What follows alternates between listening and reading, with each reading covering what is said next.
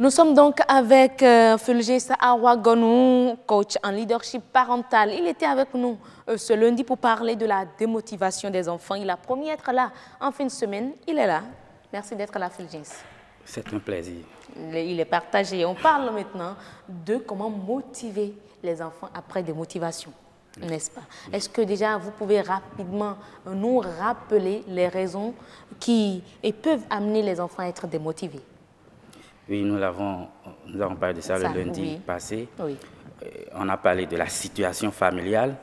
S'il y a une tension dans la famille, l'enfant peut être stressé, l'enfant peut être démotivé parce qu'il n'est pas dans un environnement qui le prédispose, qui facilite l'enseignement, qui facilite l'éducation, qui lui permettra de bien étudier, d'être concentré.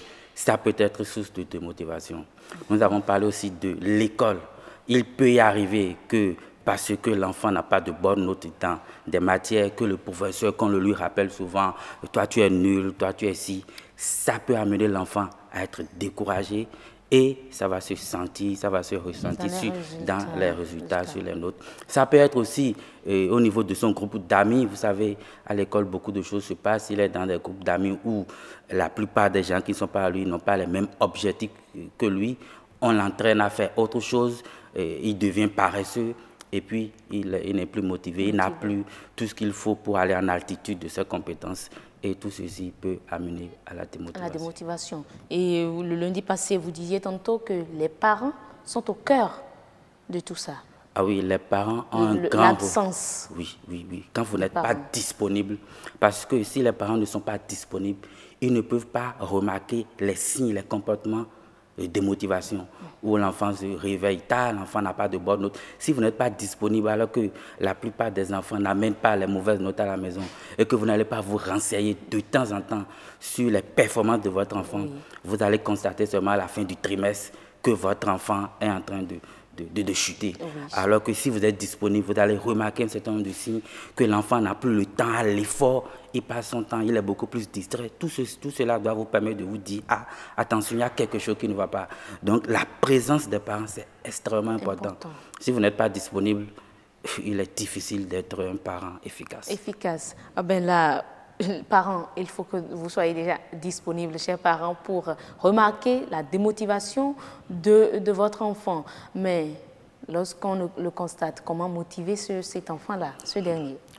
D'abord, il faut comprendre que motiver un enfant, c'est faire naître en lui le désir d'aller en altitude de ses compétences.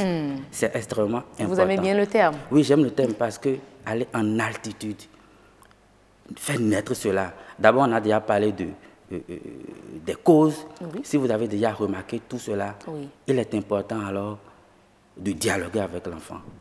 Vous savez, souvent, lorsque les enfants ont de mauvaises notes, au lieu de discuter, au lieu de prendre la peine d'être patient et de discuter, on insulte l'enfant, on lui rappelle même que peut-être que c'est parce que son papa n'est pas là. Donc, il ne faut pas mettre en place... Vous nous apporterons non, c'est une là. manière de parler. Il ne faut pas mettre en place tout cela. Il faut discuter d'abord avec l'enfant. Et dans la discussion, fixer à l'enfant un certain nombre d'objectifs. Vous savez, il y a deux choses à faire. La toute première chose, c'est d'abord, quand vous savez là où est le problème, c'est de mettre en place un environnement qui va stimuler l'enfant, que ce soit à la maison. Donc, si c'est parce que les parents ne s'entendent pas, il faut que les parents comprennent que l'harmonie dans le couple, dans la famille, est indispensable. Voilà. Donc, mettre en place d'abord un environnement stimulant. À la maison, si le problème est à la maison, à l'école, si c'est à l'école, ou au niveau des amis. C'est la première des choses. La deuxième des choses, vous voyez, lorsqu'il y a démotivation, il y a une sorte de paresse qui s'installe. Donc, il faut booster l'enfant. Il faut accompagner l'enfant à avoir des attitudes qui vont l'amener à aller en altitude de ses compétences. Vous allez dire que je répète souvent le mot. Donc, l'enfant doit avoir des attitudes. Et ces attitudes, c'est quoi? La toute première chose, c'est d'amener l'enfant à se fixer des objectifs. Vous savez, j'ai l'habitude de dire que lorsqu'on devient adulte, on demande souvent aux gens, vous avez votre PTA, vous avez des objectifs à atteindre. Mais si nous voulons que demain, nos enfants apprennent à atteindre des objectifs, c'est dès le bas âge que nous devons leur apprendre à se fixer des objectifs. Nos enfants, s'ils veulent demain amener l'Afrique au développement, c'est en se fixant des objectifs et en les atteignant que l'Afrique va se développer. Donc, dès le bas âge, amener l'enfant à avoir d'objectifs. Et l'objectif, c'est quoi? Puisque l'enfant, on est dans un cas scolaire, oui. L'enfant ne travaille pas dans une matière, l'amener a dit, bon, si tu as 7, c'est qu'il faut que tu aies 12 et 13. Ça, c'est d'abord l'objectif à atteindre. Ou 15, ou 17, pourquoi pas. Mais il faut être réaliste. On ne peut pas quitter 5 à 17, à 19. Il faut aller de pas à pas. Donc, fixer d'abord les objectifs et maintenant amener l'enfant à les atteindre. Et vous savez, on dit souvent que le temps, c'est de l'argent. Mais vous savez que pour les enfants, les adolescents, le temps n'est pas de l'argent. Moi, je dis, le temps, c'est le succès. Chaque moment que vous passez à rendre utile le temps vous éloigne ou vous rapproche du succès. Que faire pour motiver son enfant? Vous disiez tantôt, il faut déjà l'amener à avoir un objectif. Oui, il faut l'amener à avoir un objectif et il faut l'accompagner à atteindre cet objectif. Et la première chose qu'on doit inculquer à l'enfant, c'est la gestion du temps. On dit que le temps, c'est de l'argent, mais le temps, c'est le succès. Parce que la gestion que l'enfant fait de son temps dépend du succès, l'éloigne ou le rapproche du succès. À partir de ce moment, l'enfant doit commencer par se réveiller tôt. Vous savez, la toute première relation que nous avons avec le temps, c'est l'heure du réveil. À quel moment l'enfant se réveille? Parce qu'on a dit ici que quand l'enfant est démotivé, il n'aime pas se réveille tard, il vient à l'école en retard, tout ceci. L'enfant doit commencer par vite se réveiller. Les parents doivent pouvoir suivre ça. Et puis, après ça, les travaux domestiques, c'est extrêmement important. On se dit que l'enfant, même qui va à l'examen, n'a pas besoin de faire. Non, les travaux domestiques vous amènent aussi à gérer le temps. C'est des tâches qu'on exécute. Et ça nous apprend. Et c'est obligatoire pour l'enfant? Non, ce n'est pas obligatoire. Mais si l'enfant le fait, à quel moment il doit le faire et à quel moment il doit pouvoir quitter la maison pour être à l'heure à l'école. Ça, c'est la première des choses. Mais ce qui est capital, ce qui est important pour amener l'enfant à réaliser l'objectif, c'est la gestion que l'enfant fait les soirs. C'est-à-dire quand l'enfant quitte l'école les soirs, qu'est-ce qu'il fait avant d'aller se coucher? C'est extrêmement important. Et il faut que l'enfant rentre tôt. Et là, il faut connaître l'emploi du temps de l'enfant. C'est vrai que les parents viennent tard souvent, mais au moins, il faut savoir qu'aujourd'hui, que mon enfant sort à 19 h et que demain, c'est peut-être, il a quoi, à 17 h. Il faut au moins le savoir. Et il faut également le dire, les parents sont en contact téléphonique avec les enfants. Vous voyez, donc, lorsque l'enfant rentre, qu'est-ce qu'il fait? C'est extrêmement important. Le programme de l'enfant, les soirs. La première des choses, peut-être l'enfant va manger, il va faire des trucs. Il pourra peut-être suivre le journal, c'est important, je recommande ça. Mais après, quel est le temps qu'il prend pour s'occuper du travail? C'est le temps à l'effort, chaque soir. Ça doit être de face à chaque fois. Et ça doit devenir une routine. C'est-à-dire, si c'est 2 heures qu'il prend pour travailler, chaque jour, il doit consacrer ces 2 heures pour travailler. Si c'est 1h30, il doit consacrer ces 1h30 pour travailler, manger et dormir. C'est extrêmement important parce qu'on constate que quand l'enfant rentre le soir, il est distrait à faire des choses, il est distrait. Non. Le temps n'est plus à distraction. L'Afrique doit aller au développement et ce sera avec des ressources humaines de qualité. Et pour ça, il faut déjà commencer à inculquer l'objectif à l'enfant, déjà à la base. Oui, c'est eux qui seront les adultes de demain. Ils seront les cadres de demain, ils seront les ministres, les présidents de demain. Quand on va leur fixer des objectifs, des PTA à atteindre, il leur sera plus facile d'avoir le résultat parce que c'est déjà dans leur gène.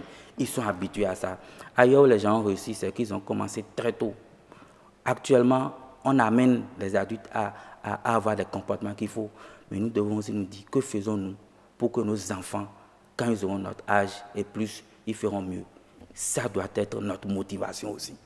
Ben là, je dois comprendre que c'est la manière qu'il faut pour accompagner les enfants dans la motivation. Dans la motivation, oui. Mais lorsqu'on fait tout ça, est-ce que l'enfant qui n'est pas motivé, malgré tout ça, il y a d'autres astuces à avoir? Peut-être que le problème est ailleurs. Parce que vous savez, pour motiver l'enfant, c'est extrêmement important de connaître la cause. Parce que j'ai dit que lorsque vous mettez en place l'environnement qui favorise, vous avez déjà résolu pratiquement le problème. Parce que l'enfant est démotivé à cause de quelque chose. Et pourquoi la suite suit? C'est parce qu'on se dit que quand l'enfant est déjà démotivé, il est déjà dans la paresse. Donc il faut l'accompagner à retrouver ses sens d'antan, à retrouver le temps de travail, La à retrouver vigueur. la vigueur, tout ceci. Sinon, lorsque l'enfant est démotivé, vous trouvez la cause, le problème est résolu à 50-60%. Mais il faut que le comportement doit pouvoir suivre. Et c'est en cela que les parents doivent jouer leur rôle en accompagnant l'enfant à avoir les gestes qu'il faut, comme je dis, les attitudes qu'il faut pour qu'il puisse aller en altitude. En altitude, mais difficile pour les parents d'être accrochés, d'être là quand il faut. Et que faire? Est-ce qu'il y a aujourd'hui des centres de coaching pour accompagner les parents, pas pour jouer le rôle du père à la place du père, hein, mais quand même pour les accompagner, pour suivre ces enfants avec les parents? C'est ce que nous faisons et dans le programme Parents Mode d'emploi efficace. Parce que nous disons que la période de l'enfance, c'est une période où les parents transmettent l'information, transmettent les valeurs de travail, de paix, de justice, de vérité. Donc ceux qui transmettent doivent être outillés aux valeurs qu'ils transmettent et à l'efficacité de la transmission. Ils doivent être outillés. On peut transmettre et ça peut ne pas être efficace parce que le résultat ne sera pas. On doit accompagner les parents à l'efficacité dans la transmission. Et c'est pour ça que nous sommes là. Tout le travail que nous faisons, c'est pour donner aux parents l'information, pour leur donner le coaching nécessaire pour qu'ils soient aptes. Pas parce qu'ils ne le sont pas, mais pour qu'ils soient suffisamment outillés, qu'ils aient les armes nécessaires pour d'abord comprendre les enfants et leur apporter à chaque fois, à chaque moment clé de leur vie, ce qu'il faut. Ah bon. Oui, c'est ce que nous faisons. Et je rappelle pour finir que, puisque vous savez, actuellement, il y a les grèves un peu partout dans le public.